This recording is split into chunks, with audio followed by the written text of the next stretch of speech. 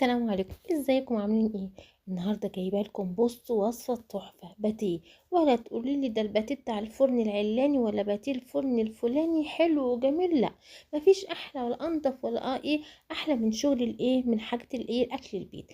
تمام. وهنعمله كمان اوفر، وهنعمل كميه كبيره جدا من اقل من نص كوب نص كيلو دقيق. يلا بينا، هنبدا الوصفه. وقبل ما نبدا نصلي على الرسول عليه افضل الصلاه والسلام. بسم الله. دلوقتي معانا حوالي كوبايتين دقيق. ممكن عايزه اقول لكم كوبايه ونص كمان، كانوا كوبايه ونص من الدقيق. طبعا نخلاهم كويس جدا علشان لو فيهم اي حاجه، وكمان عشان ندخل فيهم الهواء. طب ومعانا ايه كمان؟ معانا دلوقتي معانا معلقه سكر. تمام. وهنحط الخميره الفوريه بتاعتنا. انا بحب استخدم النوع ده حلو جدا. وببقى وضمناه كويس، حتى ما بعملهوش اي اختبار. وهنحط طبعا معلقه السكر عشان الخميره بتاعتنا تتفاعل. ومعانا الزيت بتاعنا. تمام. يعني كوبايه ونص دقيق دول ممكن نحط عليهم حوالي نص كوبايه زيت، او كوبايه الا ربع من الزيت. وممكن تحطي زيت على سمنه، بس الافضل انك انت تحطي زيت بس. طبعا هنعجن. عايزه اقول لكم بصوا، لما تيجي تعملوا عجينه نحط عليها الزيت تقعدي تقلبيها كده، عايزه تبقى عامله زي حبه الرمل الكبيره شويه، عشان الدقيق يتفاعل كله ويدخل معاه مع الزيت، يكون شبع من من الزيت كويس. خلاص. خلاص عجناهم ولفيناهم كويس قوي. شايفين عاملين زي حبة الرمل ازاي؟ هنجيب بقى ميه دافيه. طبعا ما بقدرش اقول لكم هنحط قد ميه دافيه، لان طبعا كلنا عارفين ان كل نوع وليه ممكن هياخد الميه بتاعته. دلوقتي انا حطيت حبه ميه. تمام. وهقلب، هفضل بقى انزل بالميه حبه حبه لغايه ما ما الم العجينه معانا كويس. عايزه اقول لكم جميل جدا، وينفع كمان لللانش بوكس في المدارس، للفطار الصبح مثلا، اللي احنا داخلين طبعا على الشتاء واكل وجوع اخر الليل كل ده ينفع معايا. حتى عايزه اقول لكم ان صوص الشوكولاته انا اللي عاملاه في البيت، وهتلاقوها بص مش هتفرقوها عن الشوكولاته الجاهزه الموجوده بره. طبعا انضف واوفر. وان شاء الله هنزل لكم بفيديو ازاي نعمل الشوكولاته، صوص الشوكولاته ده. ولا تقولي لي برده ولا نوتيلا ولا اي حاجه. بصوا احنا دي العجينه لمت معانا اهي. شايفين الطبق نضيف ازاي، والعجينه كلها اللي اتلمت معانا. اخدمي العجينه كويس عشان العجينه تخدمك. تمام. شايفين ما شاء الله، حتى ملمسها جميل جدا. شفتي كانك متضايقه او متنرفزه عايزاكي تحطي غلك فيه، كانك متضايقه من العيال من جوزك. بصي قومي عجينه عجينه. ادينا اهو شلتها سبتها وغطيتها لغايه ما خمرت في مكان دافي. خمرت دلوقتي هنهبطها بقى ونلمها. خلاص. هي ممكن تكون بتلزق سنه بسيطه، بس ما تقلقيش مفيش اي حاجه. على فكره مفرش السيليكون البين كده ده حلو جدا.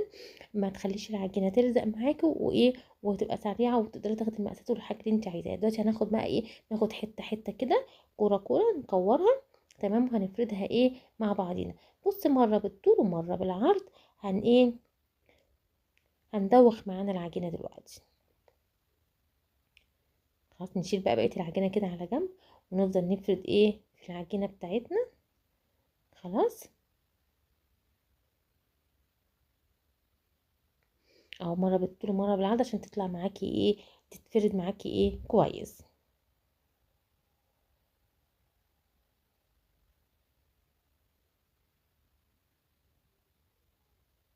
احنا عايزين نطلعها يعني قد ما نقدر انها تكون مربعه، بس هتطلع معانا مدوره عادي.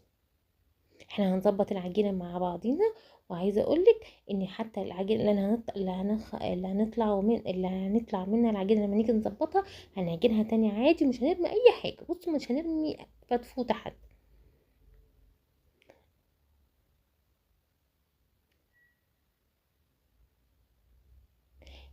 اهو بصوا احنا اهو فردتها.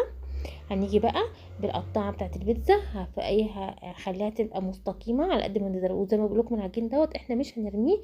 انا بس هظبط العجينه. وعايزه اقول لك اللي هيطلع ده مش هادر خالص، ده هنعجنه تاني وهنطلع منه تاني. مفيش اي مشاكل. دلوقتي بقى هنقطعها شرايط كده بالطول. انا مش عارفه ليه كل ما اجي اعملها واعمل الشرايط دي بحس مش عارفين زمان شرايط المدرسه اللي هي الشرايط البيضه اللي كنا نعملها. شايفين الشوكولاته، شايفه تقيله ازاي وجامده معانا، ما فيهاش اي حاجه. وعايزه اقول لكم والله انا عامله الشوكولاته دي في البيت، وبايه بمكونات بسيطه جدا موجوده في اي حد ومش مكلفه خالص. احنا هنفرض ناخد بقى الشوكولاته كده وهنعجنها بالطول بتاع ايه، بالشريط اللي احنا قطعناه دوت. هنفرد بيها الشوكولاته كويس كلها. وطبعا كلنا بص اولادنا بتحب الشوكولاته والحاجات دي. وصفتنا النهارده اقتصاديه 100%.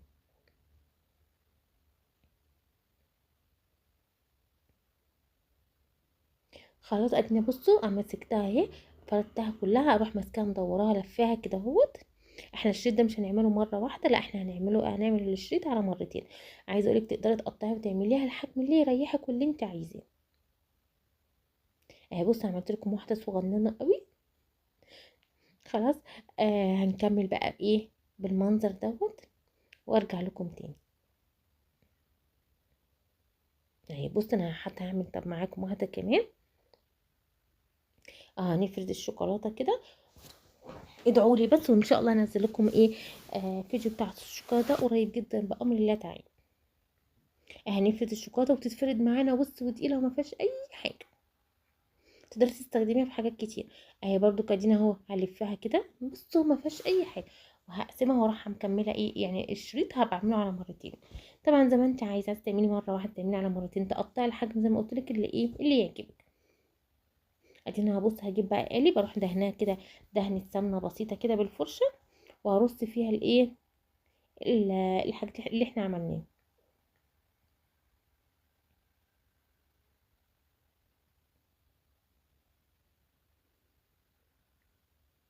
طبعا بصوا شغل حاجات البيت مفيش انضف منها، وتبقى عارفه مضمونه وعارفه معموله زي شايفه بقول لكم هاتين اهو. انا رصيت الكميه وشايفين مكان اللفه. شايفين دي ممكن تتفتح منكم ايه في الخبيث، تروحي ايه تحاولي ان البدايه بتاعتها ديت تكون محطوطه ايه من تحت، علشان ايه ما تفكش معاكي. هتروح دهنها بقى ايه، ممكن تدهنيها بقى سمنه. عندك بضايه ممكن تعمليها بيها. تمام، لبن، باللبن برضك ممكن، عشان بس ايه تدي معانا ايه وش. ادينا اهو دهنتها كلها ودخلتها الفرن واستوت. ولو لقيتيها مثلا لما تستوي هتلاقيها عايزه مثلا وش، ممكن يعني ما حمرتش كويس، ممكن تفتح عليها ايه الشوايه. بصوا ما شاء الله جميله جدا وطريه وحلوه. بصوا الشوكولاته ايه طالعه منها ايه، وطعمها جميل وتحفه.